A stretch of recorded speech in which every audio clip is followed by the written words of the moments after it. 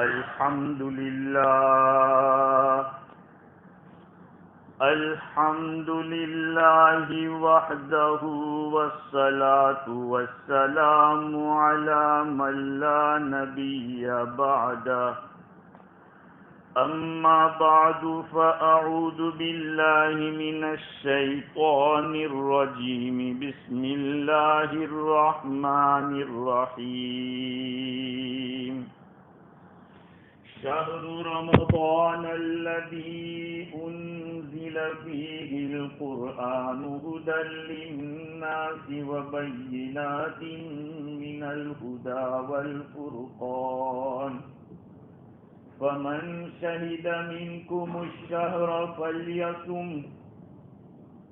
ومن كان مريضا أو على سفر فعدة من أيام أخر يريد الله بكم اليسر ولا يريد بكم العسر ولتكملوا العدة ولتكبروا الله على ما هداكم ولعلكم تشكرون صدق الله العظيم.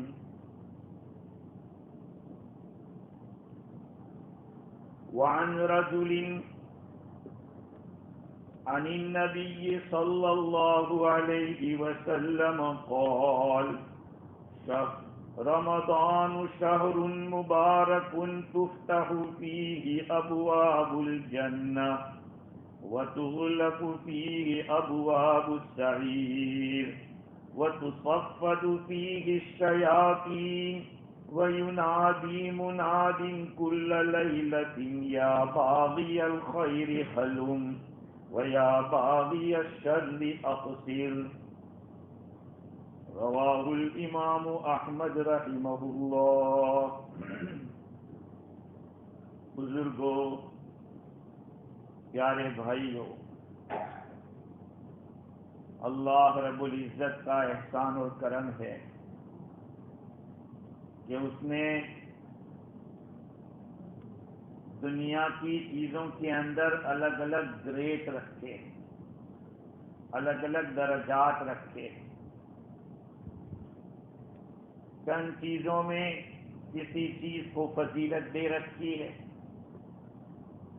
سارے رسولوں میں ہمارے رسول سردار ہیں. تمام دینوں میں جمعہ کا دن سردار ہے. راتوں میں شب قدر سردار ہے. عیدوں میں بقرہ عید سردار ہے. اور مہینوں میں رمضان کا مہینہ یہ سردار ہے. احادیث شریفہ کے اندر رمضان کو اللہ تعالی کا مہینہ قرار دیا ہے. دیکھو، بہت سارے لوگ رمضان رمضان بولتے ہیں. رمضان نہیں بولنا چاہیے، اس کو رمضان بولنا چاہیے. قرآن مجید کے اندر شہر رمضان نہیں ہے، شہر رمضان، میم اور ضاد ہے. تو رمضان کے مہینے کو اللہ کا مہینہ کہا. شہر رمضان شہر اللہ و شعبان شہری. حضور فرمائے کہ رمضان کا مہینہ اللہ کا مہینہ ہے اور شعبان کا مہینہ میرا مہینہ ہے. اور یہ بھی فرمایا کہ شعبان المطہر و رمضان المکفر. شعبان کا مہینہ پاک کرنے والا ہے اور رمضان کا مہینہ کفارہ بننے والا ہے. ایک رمضان سے دوسرے رمضان کے بیچ میں چھوٹی موٹی غلطیاں ہو جاتی ہیں. اس رمضان کی برکت سے اللہ تعالیٰ اس معاف کر دے. تو یہ رمضان کا مہینہ انشاءاللہ اگر اللہ نے چاہا تو کل چاند دکھ گیا تو پھر پہلی تراویح کل ہو جائے گی. رمضان کا مہینہ جب آتا ہے تو کسی بھی درجے کا مسلمان ہو اس کے دل میں ایک خوشی ہوتی ہے. اب کسی بھی درجے کے مسلمان کو اٹھا کر دے اس کو یہ خوشی ہوگی کہ رمضان کا مہینہ آ گیا. اللہ رب العزت بھی بہت زیادہ خوش ہوتے ہیں. اس کے لیے اللہ تعالیٰ الگ الگ خاص انتظام فرماتے ہیں. دنیا کے منسٹر کسی جگہ پہ جاتے تو ادھر کے روڈ بلاک کر دیے جاتے, آنا جانا لوگوں کا بند کر دیا جاتا, حالانکہ وہ کچھ سال کے لیے ہوتا ہے. اس سال ہے دوسرے سال نہیں ہے, ایک الیکشن میں ہے دوسرے الیکشن میں نہیں ہے. تو یہ دنیا کی مختصر سی حکومت کے لیے لوگ اتنے زیادہ پاپڑ بیلتے ہیں اور اتنے زیادہ انتظامات کرتے ہیں. ان کے رکنا ہو کسی جگہ تو بہت سارے کھانے پینے اور دوسرے بہت سارے انتظامات ہوتے ہیں. تو پھر حق سبحانہ و تعالی نے اس مقدس مہینے کو امت مسلمہ کے لیے خصوصی طور پر بہت ساری خصوصیتوں کے ساتھ رکھا ہے. اس کے لیے بہت ساری ٹرافک ختم کر دی جاتی. حدیث پتہ ہے, الفاظ حدیث کے دوسرے. حضور اکرم صلی اللہ علیہ وسلم کا ارشاد ہے کہ رمضان شہر مبارک, یہ رمضان کا مہینہ ایک مبارک مہینہ ہے, اس میں برکتیں رکھی گئی ہے. تفتح فیہ ابواب الجنتی, رمضان کے مہینے میں جنت کے دروازے کھول دیے جاتے ہیں. بعض روایات میں ہے ابواب السماء, آسمان کے دروازے کھول دیے جاتے ہیں. بعض روایت میں ابواب الرحمہ ہے, رحمت کے دروازے کھول دیے جاتے ہیں. سب ایک ہی بات ہے. رحمت کی جگہ اللہ کی جنت ہے, اور جنت آسمانوں کے اوپر ہے, 7 آسمان کے اوپر ہے جنت. اللہ کے نبی نے معراج میں دیکھی. تو دروازے کیوں کھولے جاتے ہیں؟ جنت کے دروازے کھولنے کا میننگ کیا ہے؟ علامہ طیبی رحمت اللہ علیہ فرماتے ہیں کہ کھولنے کا جو فائدہ ہے دروازے کھولنے کا, اس لیے کہ فرشتے اس میں روزے داروں کی تعریف کرتے ہیں. یہ دیکھ کر کہ جنت کے دروازے کھول دیے گئے ہیں تو روزے داروں کے اعمال کی تعریف کرتے ہیں. یہ اللہ تعالیٰ کی طرف سے بہت بڑا انعام ہے. فرشتے تعریف کرے کسی کی, روزے داروں کے لیے. اور روزے دار فرشتوں کے ساتھ مشابہت اختیار کرتا ہے. فرشتہ کھاتا پیتا نہیں, ان کو کھانے پینے کی بیوی بچوں کی ضرورت نہیں. انسان جس وقت روزے میں ہوتا ہے ان ساری چیزوں سے دور, اب فرشتے اس کی تعریف کر رہے ہیں. اور دوسری بات یہ ہے کہ جب جنت کھلی ہوگی تو بندوں کے منہ میں بھی پانی ٹپکے گا, وہ اعمال کی طرف دوڑیں گے. رمضان میں جب کسی کا انتقال ہوگا تو روایات میں اس کا حساب نہیں ہوگا. جب جنت کھل گئی ہے, جہنم بند کر دی گئی. علامہ طورچشتی رحمت اللہ علیہ فرماتے ہیں کہ اس میں اشارہ اس بات کی طرف یہ ہے, اس بات کی طرف اشارہ ہے کہ اللہ کی رحمتیں بہت زیادہ اترتی ہے رمضان کے مہینے, اور رحمت اترتی ہے اللہ تعالی توفیق دیتا ہے بندوں کو, نیکیوں کی توفیق دیتے. اور دوسری بات یہ ہے کہ اللہ قبول کرتے ہیں. ایک تو توفیق مل جانا, عمل کر لیا لیکن قبول نہیں ہوا, یہ بھی تکلیف کی بات ہے, لیکن قبول بھی کرتے ہیں اور توفیق بھی دیتے ہیں. یہ ہے جنت کے دروازے کھلنا اور رحمتوں کا اترنا. اور آگے فرمایا کہ جہنم کے دروازے بند کر دیے جاتے ہیں. جہنم کے دروازے بند کر دیے جاتے ہیں. اس کا کیا مطلب؟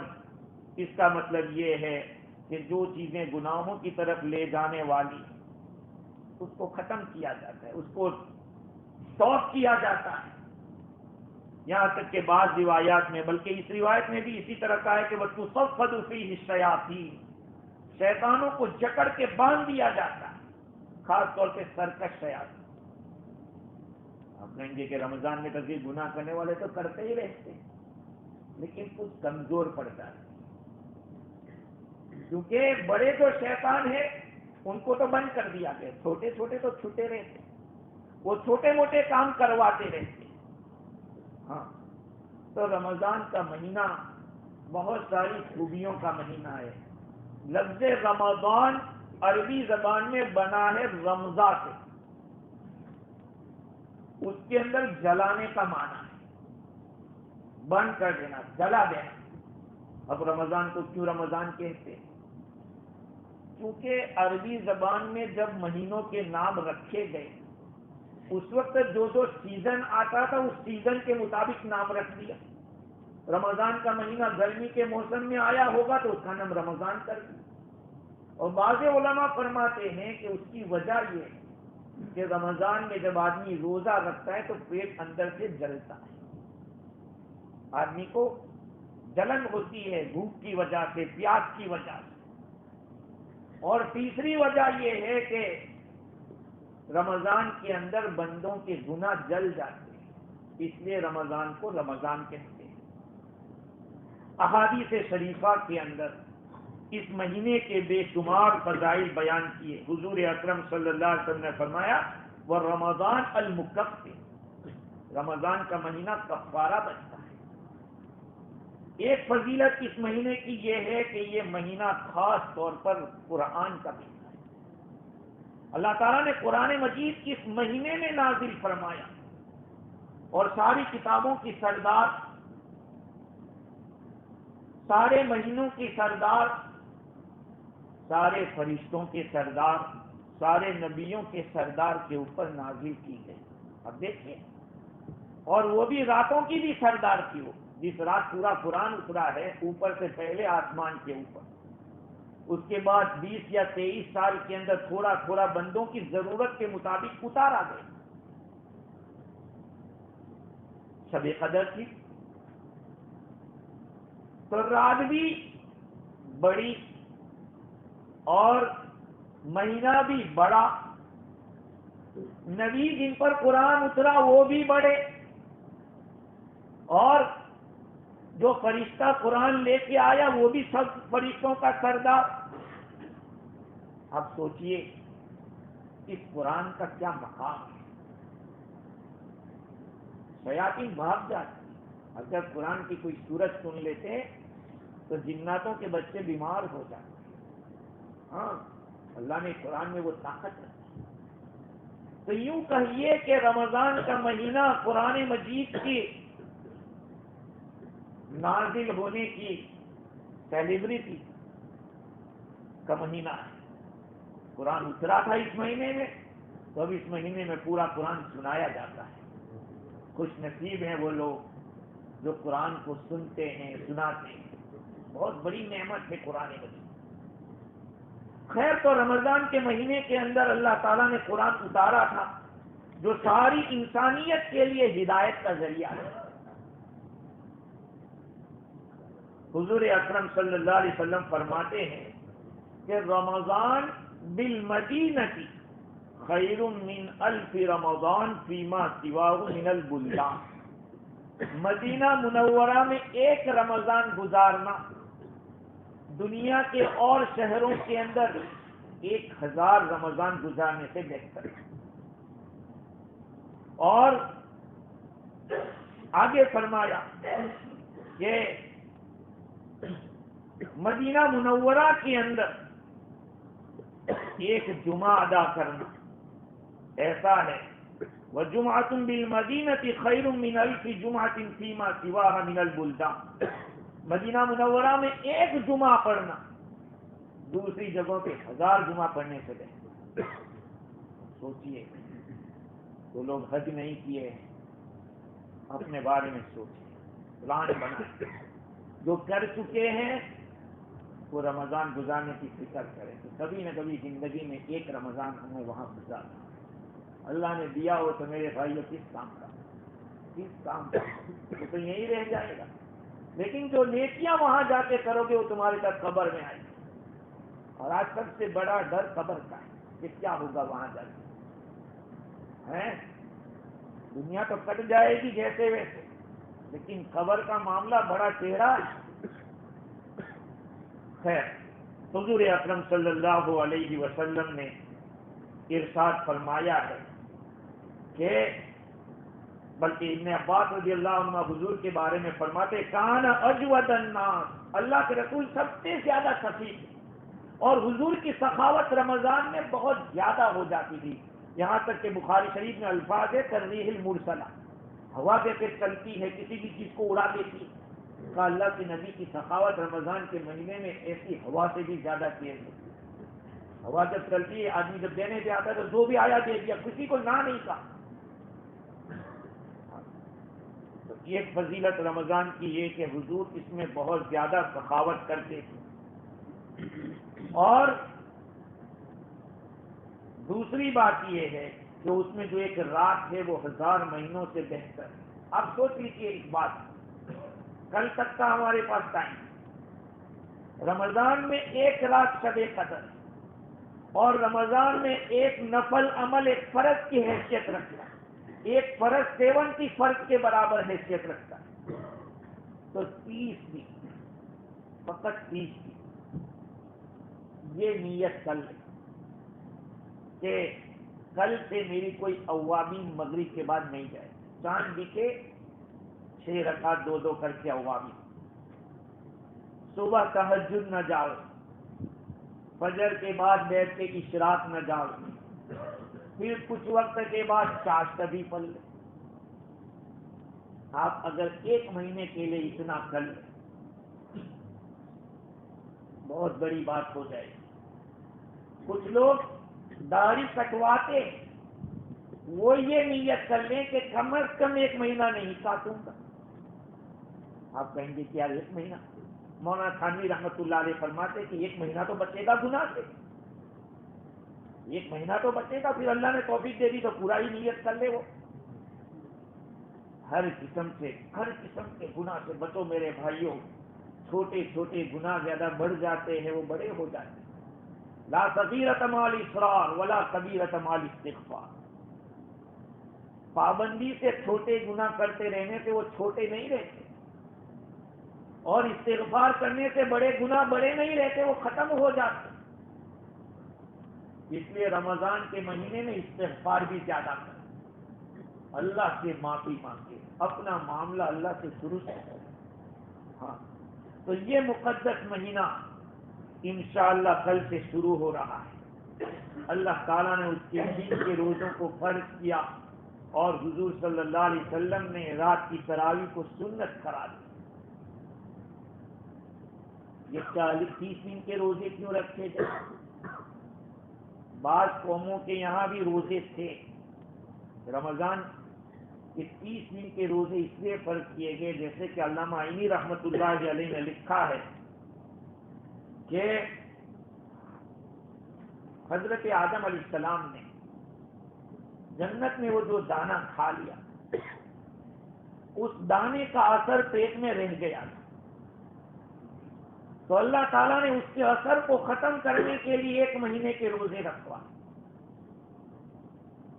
ایسے تو اور بھی انبیاء کرام نے روزے رکھے، لیکن آدم علیہ السلام نے روزے رکھے، اور اس کی وجہ یہ لکھی ہے علماء نے۔ اس لیے جیسے دنیا کے لوگ کسی خاص موقع کے لیے پہلے سے انتظام کرتے، تو یہ تو ہمارے پورے سال کا نچوڑ ہے۔ یہ مقدس مہینہ اللہ نے بطور گفٹ کے دیا ہے، اور حضور نے فرمایا کہ یہ اللہ کا مہینہ ہے۔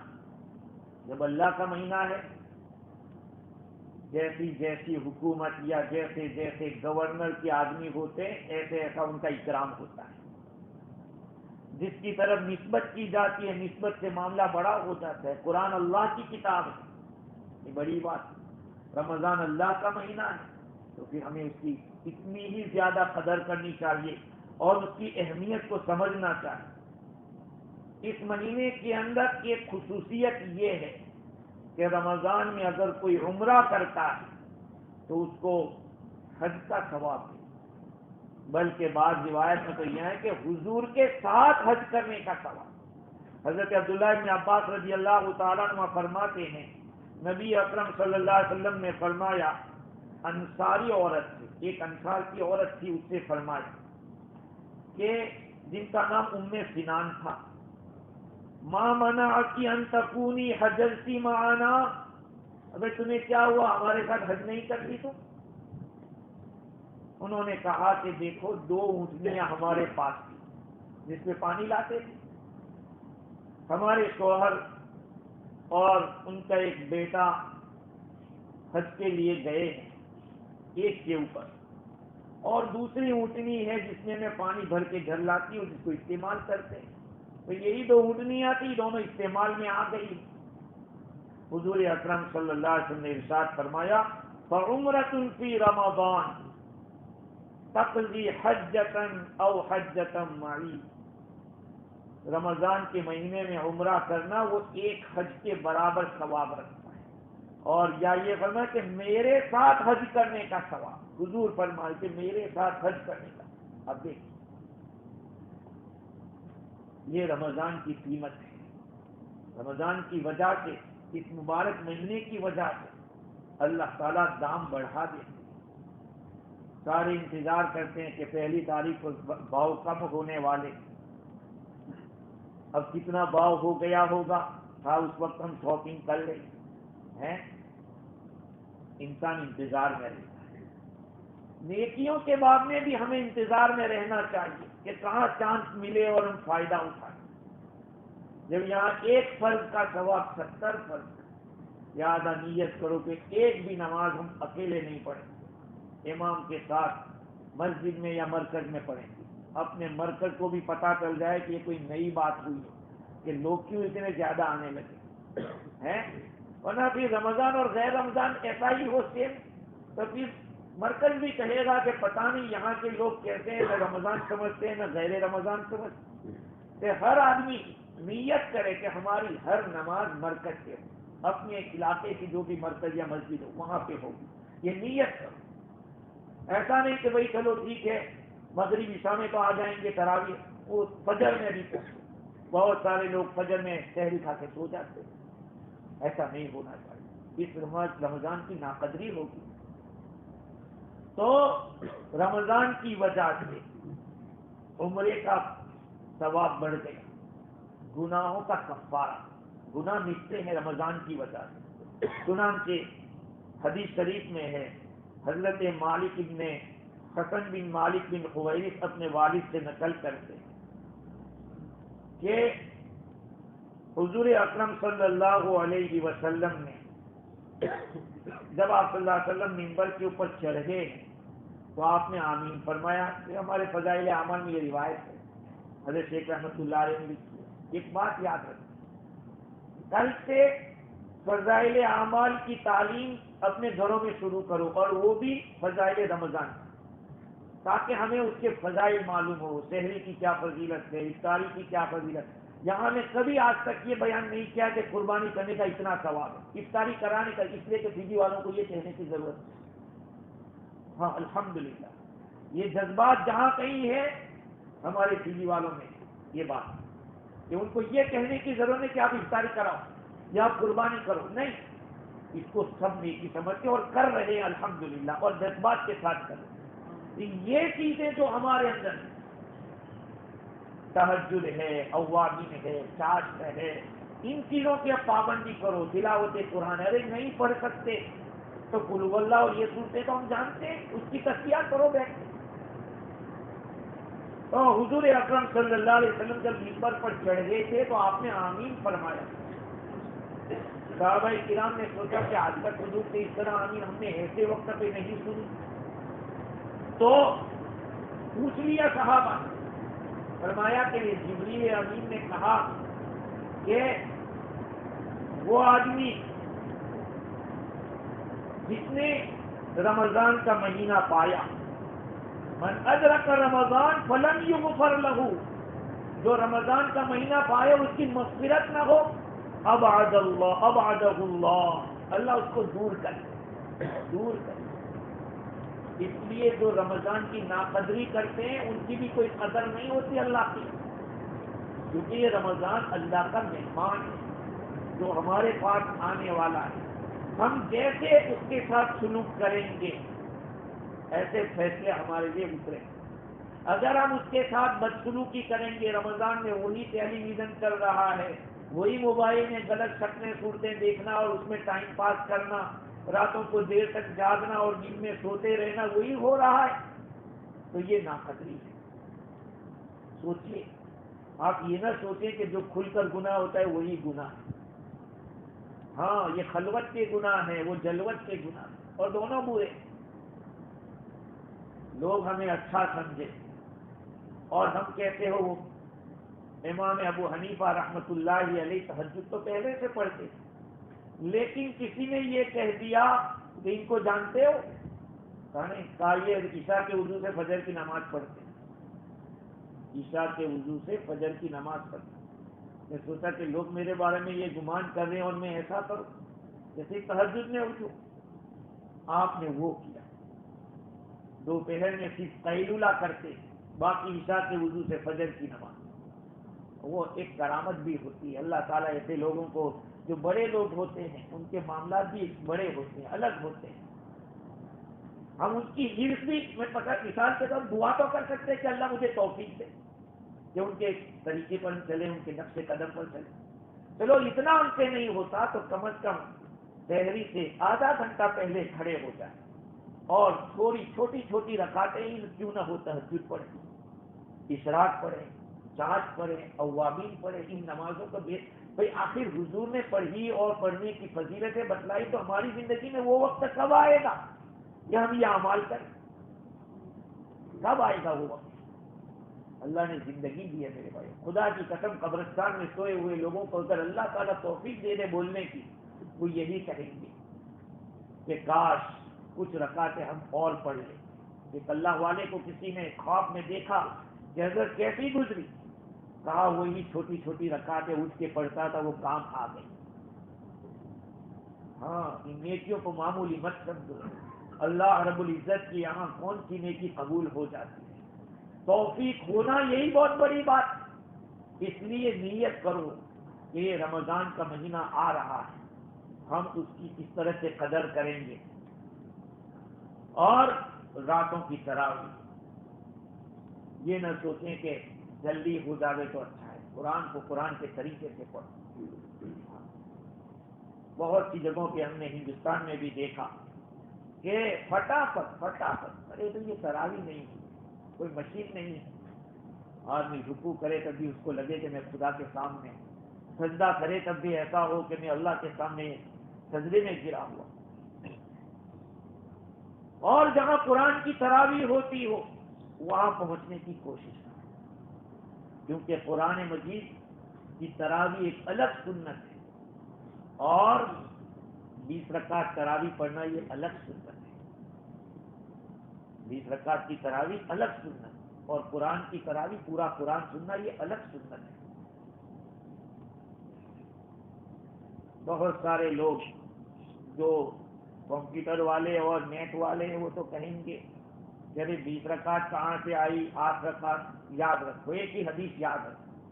اللہ کے نبی صلی اللہ علیہ وسلم نے ارشاد فرمایا تھا، اقتدوا بعدی ابا بکر و عمر، میرے بعد ابو بکر اور عمر کی پیروی کرنا. میرے بعد ابو بکر اور عمر کی پیروی کرنا رضی اللہ تعالی عنہما. ظاہری بات ہے صدیق اکبر رضی اللہ تعالیٰ عنہ کے زمانے کے بعد جب عمر فاروق رضی اللہ عنہ کا زمانہ آیا تو سارے صحابہ کرام کی موجودگی میں حضرت عمر رضی اللہ تعالیٰ عنہ نے صحابہ کو 20 رکعت کے اوپر جمع فرما دیا. اور یہ سمجھو کہ یہ خدا کی طرف سے ایک بہت بڑا فیصلہ تھا، جس میں ہمارے حافظوں کے قرآن کی حفاظت اور امت کے لیے قرآن سننے کا ایک موقع مل گیا. کیونکہ ایسے تو قرآن میں اللہ تعالیٰ نے یہ چیلنج کیا ہے کہ میں اس کی حفاظت کروں گا، میں نے اتارا. تو اصل حفاظت ہم کیا کریں گے؟ ہم حافظ کہتے ہیں، حافظ حافظ حافظ، اصل تو حافظ اللہ تعالیٰ، وہی حفاظت کریں. ہم تو ذریعہ اللہ نے ہمیں استعمال کیا کہ اللہ موت تک باقی رکھے اس قرآن کو سینوں کے اندر. یہ بہت بڑی نعمت ہے. اور میرے عزیزوں، دوسری بات یہ کرنا ہے کہ جو قرآن کے حافظ نہیں ہے کم از کم 2 قرآن ختم کریں. ہاں، اپنے گھر والوں کو مکلف کریں اس بات کا کہ ہمارا یہ رمضان ایک ایسا رمضان ہونا چاہیے جو پہلے کبھی نہیں ہوا تھا، ایک یادگار رمضان. ہاں کہ میں نے اس رمضان کے اندر اتنے قرآن ختم کیے. بعض اللہ والے 60 قرآن، 61 62 قرآن ختم کرتے تھے پورے رمضان کے. کیسے کرتے؟ وہ کیا کرتے ہوں؟ میں کبھی یہ نہیں کہوں گا کہ کھانا زیادہ مت کھاؤ رمضان کے اندر، انتظام مت کرو. جب خدا تعالیٰ ہی رزق کو بڑھا دیتا ایمان والے کا رمضان میں، تو پھر ہم کون ہیں؟ نہیں چاہو گے پھر بھی کھانا پڑے گا. اللہ تعالیٰ نے رزق بڑھایا ہے آپ لوگوں کا اور ہمارا رمضان کے اندر، لیکن جتنا وہ کھلا رہا ہے اتنی عبادت بھی کرو. جتنا اچھا کھلاتا ہے اتنی اچھی عبادت کرو. ہاں اوقات کو سمجھو میرے بھائیوں. کتنے لوگ چلے گئے ہماری نظروں کے سامنے تھے، آج بیچارے کئی من مٹی کے نیچے سوئے. ہاں کوئی بھی بالغ مرد یا عورت ایسا نہیں ہونا چاہیے کہ جو روزہ نہ رکھا، اور ایسا نہ ہونا چاہیے کہ ٹاؤن کے اندر وہ پیالیاں مار رہا ہو یا کچھ چیزیں کھا رہا ہو. ایسا نہیں ہونا چاہیے. ہم مسلمانوں کی بدنامی کا سبب ہم خود بنتے ہیں. روزے داروں کا احترام کرو. ہاں ارے آدمی اگر بیمار بھی ہو تو کسی کو کیا پتا کہ اس کا روزہ نہیں ہے. روزے داروں کا احترام کرنا چاہیے. آج ہمیں تو ایسا پتا چلا کہ بعض غیر بھی رمضان کے روزے رکھتے ہیں، بعض غیر رکھ رہے ہیں. ہاں پورا مہینہ کا رکھتے ہیں غیر مسلم. روزے کے بارے میں تو فضائی میں اس کے آئندہ جمعہ بتاؤں گا کہ اس کے کتنے فوائد. ہم مسلمان ہو کے نہ رمضان کی قدر کریں، نہ روزے داروں کی قدر کریں، نہ ان کا احترام کریں، تو ہم سے گرا ہوا کوئی نہیں گرے گا. کیونکہ یہ ایک فرض ہے، ایک رکن ہے. اللہ تعالیٰ نے ہمارے لیے اتنا انتظام کر دیا کہ جنت کو حدیث میں ہے کہ جنت کو سال بھر سنوارا جاتا ہے. سال بھر سنوارا جاتا ہے. کس کے لیے؟ روزے داروں کے لیے. پورا سال اس کو ڈیکوریٹ کیا جاتا ہے. اللہ تعالیٰ ہمیں بھی کبھی دوبارہ لے جاوے حرم شریف کے اندر رمضان گزارنے کے لیے. آپ کو اندازہ ہو جائے گا کہ دنیا کے اندر لوگ رمضان اس طرح سے گزار رہے ہیں، تو پھر جنت کو اللہ نے کتنا ڈیکوریٹ کیا ہوگا، کیسا ڈیکوریشن ہوگا وہاں کا. عرب لوگوں کو دیکھتے ہیں بے دریغ پیسہ خرچ کر رہے ہیں رمضان کے مہینے. ہاں تو جب اللہ تعالی ہمارے لیے، مسلمانوں کے لیے، کلمہ پڑھنے والوں کے لیے رمضان کے مہینے کو اتنا زیادہ اہمیت دے رہے ہیں کہ ڈیکوریٹ کیا جاتا ہے، تو پھر ہمیں کیا کرنا چاہیے؟ اس رمضان کی قدر کریں اور یادگار رمضان بنائیں.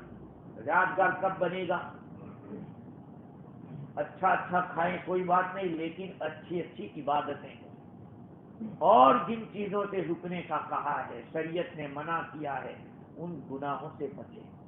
صرف کھانے پینے اور بیوی سے دور رہنے کا ہی نام روزہ نہیں ہے. روزے میں نگاہوں کی حفاظت ہو، زبان کی حفاظت ہو، دل کی حفاظت ہو، ہاتھ پاؤں کی حفاظت ہو. یہ سارے اعضاء کا بھی روزہ ہے.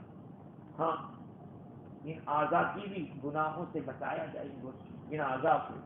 ورنہ پھر یہ کہ کھانے پینے اور سے روزے کا ایک سب سے بڑا فائدہ شکریہ ہے، تقویٰ پیدا کرنا، یہ سب باتیں اس کے اندر ہیں. تو رمضان کا مہینہ اللہ تعالیٰ نے ایمان والوں کے لیے رکھا ہی اس لیے تاکہ اللہ تعالیٰ بخش دے. اور جیسے میں عرض کر رہا تھا کہ راتوں کی تراویح اور تہجد، یہ میرے بھائیوں ایمان والوں کے اعمال میں تھے. ایمان والوں کے لیے خصوصی طور پر حدیث میں آیا، حضور اکرم صلی اللہ علیہ وسلم کا ارشاد حضرت ابو امامہ باہلی رضی اللہ عنہ نقل کرتے ہیں. آپ نے فرمایا علیکم بقیام اللیل، تم مسلمانوں کے اوپر رات کو بیدار رہنا لازم ہے. علیکم بقیام اللیل، راتوں کا قیام کرو. فإنہ دأب الصالحین، اس لیے کہ یہ نیک لوگوں کا طریقہ ہے، نیک لوگوں کا سیوا ہے. ہاں ایسا نہیں ہونا چاہیے کہ افطاری کے بعد کھا پی کے بعد آدمی سو ہی جاوے کہ پھر کل روزہ رکھے. بھائی روزہ فرض ہے وہ تو ہے ہی، لیکن رات کی تراویح بھی سنت ہے. حضور صلی اللہ علیہ وسلم نے 3 دن تک نکل کر پڑھائی تھی صحابہ کو، اور چوتھے دن آپ نہیں نکلے. صحابہ نے حضور نے فرمایا کہ میں سب دیکھ رہا تھا، میں اسی لیے نہیں نکلا کہ کہیں تمہارے کو فرض نہ ہو جائے. یہ نبی ہے جو کتنے زیادہ شفیق ہیں ہمارے اوپر، اس لیے نہیں نکلا کہ تمہارے اوپر کہیں روز یہ تراویح فرض نہ ہو جائے، اس لیے میں نہیں نکلا. تو تراویح حضور نے فرمایا کہ فَإِنَّهُ دَأْبُ الصَّالِحِينَ، یہ نیک لوگوں کا طریقہ ہے جو تم سے پہلے گزرے. وَهُوَ قُرْبَةٌ إِلَىٰ رَبِّكُمْ، یہ تمہارے رب کے قریب کرنے والی چیز ہے. اور فرمایا وَمُكَفِّرَةُ السَّيِّئَاتِ وَمِنْهَاتُ الْإِثْمِ، اور گناہوں کو مٹانے والی چیز ہے. تہجد کی نماز سے آدمی کا چہرہ رونق والا ہوتا ہے، روشن ہوتا ہے. قرآن کی ایک آیت ہے کہ سورہ مزمل کے اندر وَأَقْوَمُ قِيلًا، جب آدمی تہجد کا پابند ہوتا ہے اللہ اس کی زبان کو بھی صحیح کر دیتے ہیں، اس کی زبان سے جو باتیں نکلتی ہیں وہ بھی درست نکلتی ہیں. یہ تہجد کی خوبی ہے.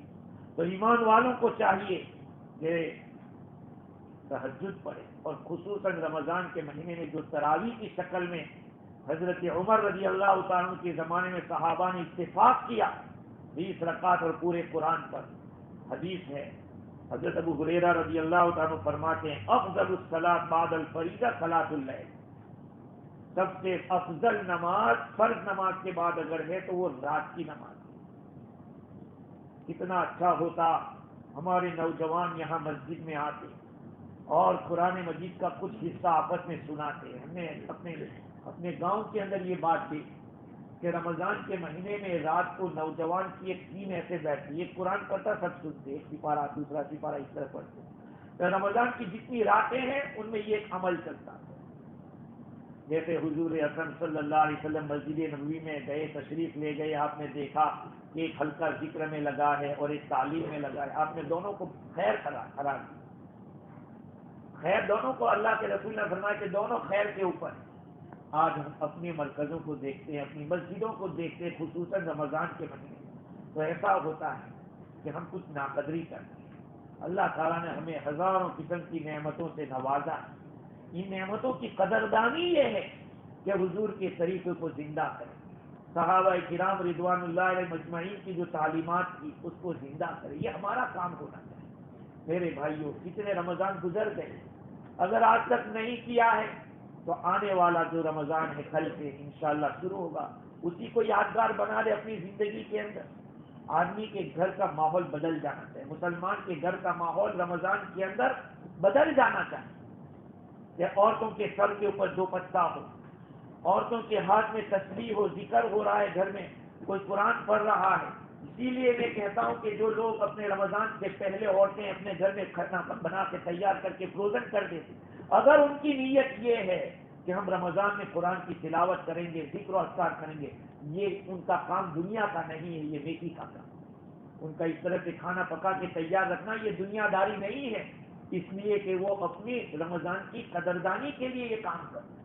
اب ایسا نہ ہو کہ ہم تو الگ الگ قسم کے چٹکھارے کر رہے ہیں عورت کو کہ یہ بناؤ وہ بناؤ. وہی رمضان میں یہ فکر ضرور کریں کہ تیری نماز تمہیں پڑھی کے ذکر کیا کہ بچوں کو بھی عادت ڈالیں.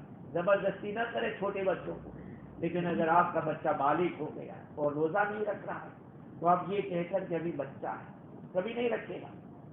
ہاں ہمارے بچہ 7 سال کا 8 سال کا ہے، رکھتا ہے وہ بھی اپنے شوق سے رکھتا ہے. اپنے گھر کا ماحول بدلو میرے بھائیوں. یہ اللہ تعالیٰ سیزن دیتا ہے ہم کو. یہ سیزن شروع ہو چکا ہے شعبان کے مہینے سے، نیکیوں کا سیزن. تو رمضان کے اندر بہت زیادہ یہ سیزن چل رہی ہے. عرب لوگوں کو دیکھا کہ وہاں کی دکانیں رات کو کھلی رہتی، دن بھر بند رہتی. کیوں بھائی؟ وہاں لوگ رات کو خریدی کرتے ہیں. ہم لوگوں کی دکان رات کو کھلنی چاہیے ذکر اللہ کے لیے، تلاوت کے لیے. گھر کا ماحول بدلو. جب تک گھر کا ماحول نہیں بدلو گے وہاں تک نیکیاں آسان نہیں ہوگی. جب تک آپ کے گھروں میں تعلیمات نہیں ہوگی وہاں تک نیکیاں آسان نہیں ہوگی. اپنے گھروں میں فضائل کو پڑھو. فضائل کی کتاب جب تک نہیں پڑھیں گے آدمی کو شوق پیدا نہیں ہوگا. اس لیے میرے بھائیوں، اللہ تعالیٰ نے زندگی دی ہے، پتہ نہیں آئندہ رمضان ملتا بھی ہے کہ نہیں ہے. رجب کے تو ہم دعا کر رہے تھے کہ اللہ پہنچا دے. اب 1 دن باقی ہے. اس لیے فکر کریں اپنے آئندہ رمضان کو، اس آنے کل سے جو شروع ہونے والا ہے اس رمضان کو ہم کیسے ویلیویبل سمجھ لیں اور بنا لیں اور اپنے گھر والوں کے لیے ایک ہدایت کا ذریعہ بنا. اللہ سے مانگے یا اللہ ہمیں قدردانی کی توفیق دے. ہمارے گھر والوں میں جو روزہ نہیں رکھتے اللہ ان کو روزے کی تکلیف ان کو توفیق دے. کوئی روزے سے آج تک مرا نہیں. جب میں نیوزی لینڈ گیا تو بہت سارے عمر والے لوگ ایسے تھے وہ شوگر کا نام لے کر روزہ نہیں رکھتے. میں نے یہ کہا کہ آج تک کوئی شوگر سے آدمی شوگر والا روزے کی وجہ سے مرا نہیں. الحمدللہ میرے بھائیوں، جو لوگ کئی کئی سالوں سے نہیں رکھتے تھے، ہمارے حسن بھائی مرحوم اللہ ان کو جنت الفردوس عطا فرما رہے، ہولی والے ان کو شوگر کی تکلیف تھی. جب میں نے یہ کہا انہوں نے شروع کر دیا، پورا مہینہ رکھتے تھے، کچھ نہیں ہوتا. اس لیے میرے بھائیوں کوئی بہانہ نہ بنائے کہ مجھے فلاں تکلیف ہے یا فلاں بیماری اس وجہ سے نہیں. ہاں ڈاکٹر تو کہے گا، ارے ماسٹر سلیم بھی کہے ڈاکٹر کے پاس ہاتھ کی تکلیف تھی، ڈاکٹر کا آپ روزہ نہیں رکھتے. اس نے کہا میں اپنے مفتی کو پوچھوں گا، وہ اگر نہ کہے گا تو نہیں رکھوں گا. تو مجھے پوچھا، میں نے کہا بھائی نہیں رکھنا تو پڑے گا. رکھے پورا مہینہ کچھ نہیں بھی. اس لیے بیماری کا بہانہ بنا کر یہ سوچنا کہ نہیں روزہ رکھیں گے تو یہ تکلیف ہو جائے گی وہ ہو جائے گی. مسلمان، اسی لیے علماء فرماتے کہ مسلمان دیندار ڈاکٹر کو پوچھ کر کام کرو. ایرے گہرے نٹھو کھیرے کو پوچھنے سے کام نہیں چلے گا. جو آدمی ایمان والا نہیں وہ تو بیچارہ روزے کو سمجھے گا کیا؟ وہ تو یہی سوچے گا کہ کھانے پینے سے لوگ ارے یہ تو اللہ سے کنیکشن ہے. خدا کے خاطر ہم لوگوں کو بھوکا پیسہ رہنا، جو اللہ کی اس کی قدر مشکل سے بھی زیادہ جو بو آتی ہے منہ سے بدبو بچ تو بو یہ بو جو آتی ہے اندر سے وہ مشکل سے زیادہ اللہ کی کھینچتی ہے. اس لیے کل سے جو رمضان انشاءاللہ اگر کل چاند ہو گیا تو رمضان شروع ہو جائے گا. قدر کریں میرے بھائیوں، ابھی سے نیت کریں، گھر کا ماحول بنائیں، عورتوں کا ذہن بنائیں کہ ہم کو اس رمضان کو کس طرح گزارنا ہے.